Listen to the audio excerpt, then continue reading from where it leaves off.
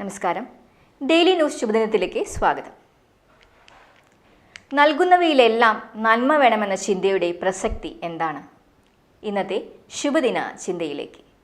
Daily news ശുഭദിനം നിങ്ങൾക്കായി അവതരിപ്പിക്കുന്നത് അമൃത്വേണി ഹെയർ എലിക്സിയർ. ആ യാചകൻ അയാളുടെ ഹോട്ടലിനടുത്ത് വന്നിരുന്നാണ് എന്നും റൊട്ടി കഴിക്കാറ്.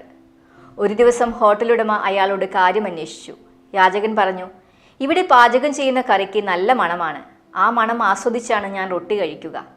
അപ്പോൾ ആ കറി കൂട്ടി കഴിക്കുന്നത് പോലെ എനിക്ക് തോന്നും. ഇത് കേട്ട ഹോട്ടലുടമ തനിക്ക് ആ കറിയുടെ കാശ് വേണമെന്നായി.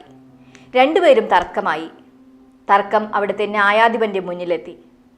അദ്ദേഹം ഒരു സഞ്ചി നിറയെ നാണയം കൊണ്ടുവന്ന് ഹോട്ടലുടമയുടെ മുന്നിൽ വെച്ച് കിലുക്കിയതിന് ശേഷം പറഞ്ഞു, ഇപ്പോൾ താങ്കൾക്ക് പണം കിട്ടിയിരിക്കുന്നു, ഇനി തിരിച്ചു പോകാം.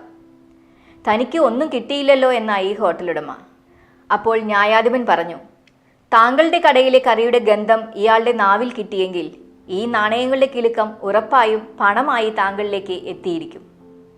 ഹോട്ടലുടമ തല താഴ്ത്തി തിരിച്ചുപോയി. ഏതിടപാടിലും തൻ്റെ പോക്കറ്റിൽ എത്ര വീഴും എന്ന് ശ്രദ്ധിക്കുന്നവർ ധാരാളമുണ്ട്. പ്രീണിപ്പിച്ചും പേടിപ്പിച്ചും അവർ ആളുകളെ വരുതിയിലാക്കും. നൽകുന്നവയിലെല്ലാം നന്മയും നല്ലതും വേണമെന്ന നിർബന്ധം സമൂഹത്തോടുള്ള ഉത്തരവാദിത്തമാണ്. അർഹതയുള്ളത് മാത്രം സ്വീകരിക്കാനും അർഹതയുള്ളത് മാത്രം നൽകാനുമുള്ള പക്വത നമ്മിലുണ്ടാകട്ടെ. നൽകുന്നത് നന്മയാകട്ടെ. ശുഭദിനം.